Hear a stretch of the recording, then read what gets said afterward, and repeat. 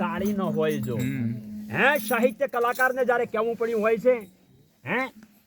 કે જ્યારે મારો ભીખુદાન ગઢવી જ્યારે બિરદાવતો હોય કે હથેળીમાં વાળ ના હોય, ગધાડાને ગાળ ના હોય, મીંદડીને કોઈ દી માળો ના હોય,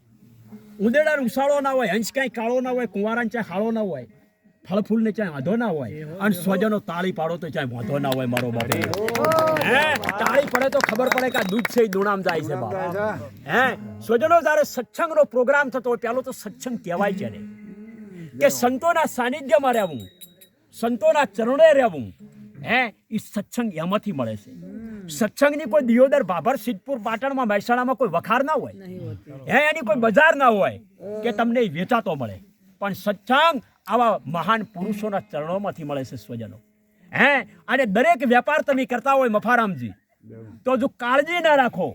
અને ખબર ના રાખો તો દરેકમાં ખોટ જાય, પણ મારા રામનું નામ જ એવું છે કે આમાં કોઈ દી ખોટ જાતી નથી. બજાવો તાર થોડું.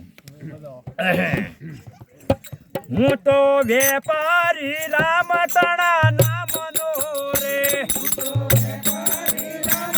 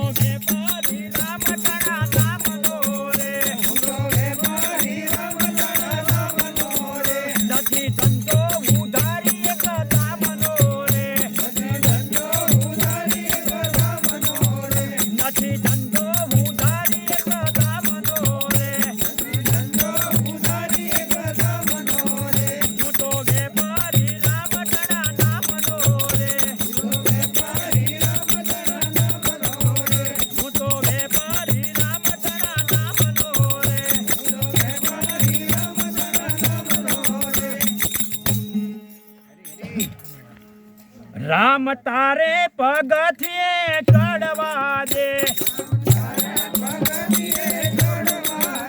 રામ તારે પગથિયે ચડવા દે,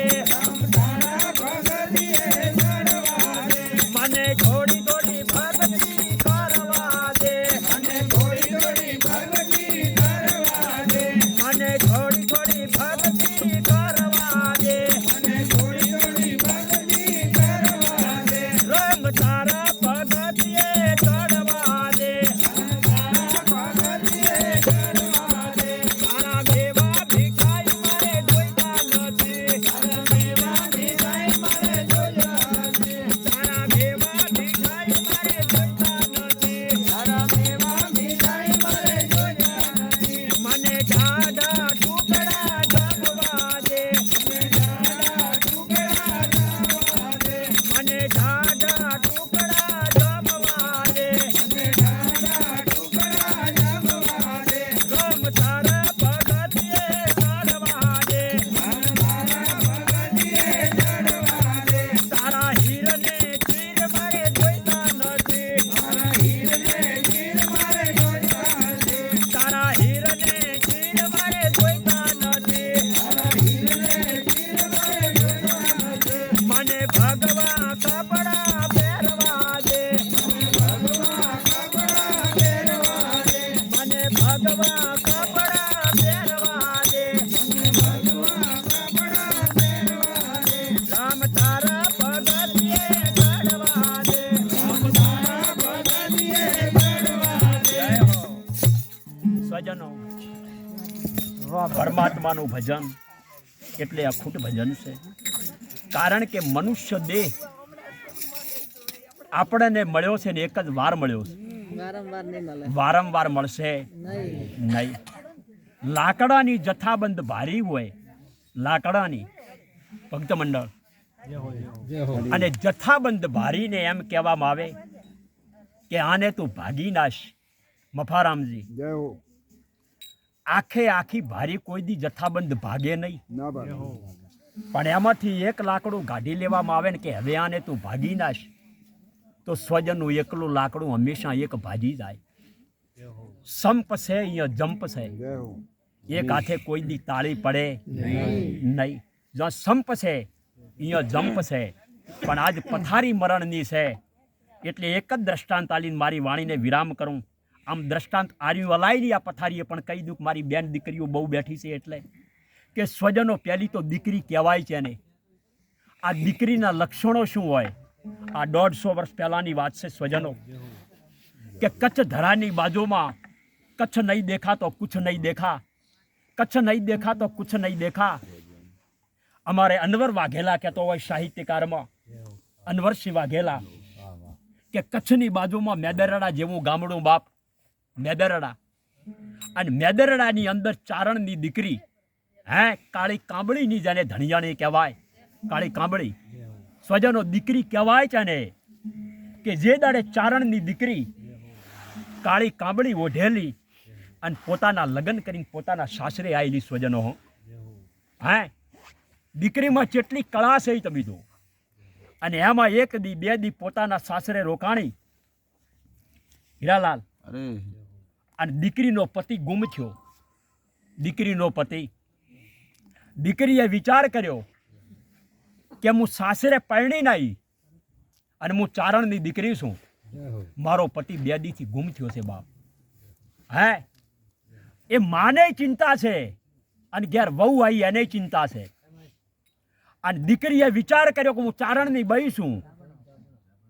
મારા પતિને ગોતવા જવું છે. હાહુ ના પાડે છે કે આપણા ગામમાં બારવટીએ ઘેરો ઘાલ્યો છે, તમે જશો તો બારવટીયા લૂંટી લેશે બાપ. અને એમાં ભગવાનને વાત રાખવીને ગુફાની અંદર હેદુ કરીને બારવટીઓ રે બાપ. હેદુ બારવટીઓ કહેવાય છે ને કે જેનામાં 12 લક્ષણો છે અને જેનામાં 12 ગુણ છે એને બારવટીઓ કહેવાય. ને હેદુ બારવટીઓ ગુફામાં બેઠેલો અને ચારણની દીકરીએ વિચાર કર્યો કે બેનને હાહુને શું કહેશે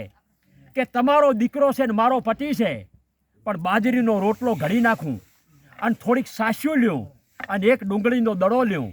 અને મારા પતિને ગોતીને લઈને ના આવું તો હું ચારણની દીકરી ના કહેવું. સ્વજનો હે ટોપલો માથે લીધો અને હઠ પડી હાહુ ને વહુ વચ્ચે સ્વજનો તાર હાહુએ કેવો મેણો માર્યો કે બેટા ગોતવા જાવું હોય તો જાજે પણ તારો બાપ બેઠો છે અહીંયા હેદુ બારવટીયો સ્વજનો સાંભળજો આ બાપ શબ્દ ચા લઈ જાય તારો બાપ અહીંયા હેદુ બારવટીયો બેઠો છે અને આ દીકરીએ ટોપલો લીધો અને બાજરીનો રોટલો અને ડુંગળીનો દડો અને માથે સાસ્યોનું દેગડું ભર્યું બાપો અને આ ચારણની દીકરી હાલી અને માં ભગવતી વરાણાની ખોડલને યાદ કરી હું ચારણની બઈ છું અને તું મામડિયા ચારણની કુળદેવી છે એટલે હું ચારણની દીકરી છું મારી વારે આવજે અને વરાણાની ખોડિયારે પાંખ માંડી બાપ હે અને આવડ જોગડ તોગડ રાજભાઈ હોલભાઈ આવડ ઈ આઈ વરુડી અને ખોડિયાર વરાણા સાંભળી જી બાપો આની બઈ હાલી અને ગામના ગોદરે બરોબર નીકળી અને બીજા બારવટિયા બોલ્યા કે બેન માથેથી ટોપલો ઉતારી દે અને તારા ઉપર જે ઘરેણા છે નીચે ઉતાર અમારે તને લૂંટવાની છે તારી બઈ શું જવાબ આલે છે બારવટિયાને કે મને લૂંટવી હોય તો લૂંટજો હું લૂંટાવા તો આવી જ છું પણ મારે પેલું હેદુ બારવટિયાને મળવું છે પેલા બારવટિયા નેચે બેઠા વિચાર કરે કે આ બઈ હેદુ બારવટિયાને ચારની ઓળખે ચલો એ હટકરી બઈએ અને હેદુ બારવટિયાની ગુફામાં લઈ જા અને હેદુ બારવટીએ બઈને કીધું કોણ છે કે હું ચારણની બઈ છું કે કેમ બેન આટલે આવી કે મારા પતિને ગોતવા આવી છું આહા માથથી ટોપલો નેચો ઉતાર અને ઘરેણા ઉતાર તારી બઈ એટલું બોલી હતી કે ઘરથી મારી હાહુએ એમ કીધું છે કે ઉપરલી ગુફામાં તારો બાપ હેદુ બારવટીયો બેઠો છે અને આ બાપ કોઈ દી દીકરીને મફારામાં લૂંટે ના લૂંટે બાપ કોઈ દી લૂંટે ના લૂંટે હા ઈ બઈએ કટ હેદુ બારવટીએ પોતાના પતિને નેચો ઉતાર્યો બેન આ તારો પતિ છે હા તારી હાહુએ આવું મેણું માર્યું કે હેદુ બારવટીયો તારો બાપ અહીંયા બેઠો છે લે તારો પતિ છે અને તારી બઈ એટલું બોલી હતી મારા ટોપલામાં રોટલો તો એક છે પણ તમે કહેતા હોય તો તમારી ગુફામાં રોટલા ઘડી નાખો અને પિતાશ્રી તમને જમાડી દઉં તાર હેદુ બારવટીયો બોલ્યો તો કે મારા ભારત દેશની અંદર અને મારા ગુજરાતની અંદર આવી બઈઓ છે ને એટલી ઘડા ઘર ધરતી ઉપર કોઈ દાડો દુષ્કાળ નહીં પડે સ્વજનો હે આ કોઈ દાડો ધરતી ઉપર દુષ્કાળ નહીં પડે સ્વજનો એનું નામ દીકરી કહેવાય અને દીકરી પોતાના પતિને ઘેર લઈને આવી અને એની માને અર્પણ કર્યો માં મારી સાસુ તમે મને મેણું માર્યું હતું ને એટલે આ તમારો દીકરો છે અને મારો પતિ છે સ્વજનો એનું નામ દીકરીઓ કહેવાય મારો બાપલિયો હે છત્રપતિ શિવાજી થઈ જાવ હોય તો ભારતની પાવન ભૂમિમાં થઈ ગયો મહારાણા પ્રતાપ સુભાષચંદ્ર બોઝ આવા મહાન થઈ ગયા છે અને આપણે તો પ્રજાપતિના રમેકડા છે પૂતળા છે યાર હે આ હીરો મેદાનમાં પડ્યો છે એ તો જે પારખવા વાળા હોય એ જ પારસી દે અને મુખમાં રામ નથી ને એના દુર્જનનું આ શું કામ છે સ્વજનો હવે 1 વાગ્યાનો ગજર ભાગી ગયો છે સવારે દરેકને પણ મહેમાનની આગતા સ્વાગતા કરવાની હોય અમારે ભક્ત મંડળને દાડી હોજ પડે અને આર્યું આ મેળાવડો હોય હવે આરતી ગાઈ નાખો આનંદ કરાવો મોજ કરાવો આરતીની હે કારણ કે આ તો પરમાત્માની લહેર છે અને ખરેખર આનંદમાં રહેવું મોજમાં રહેવું તો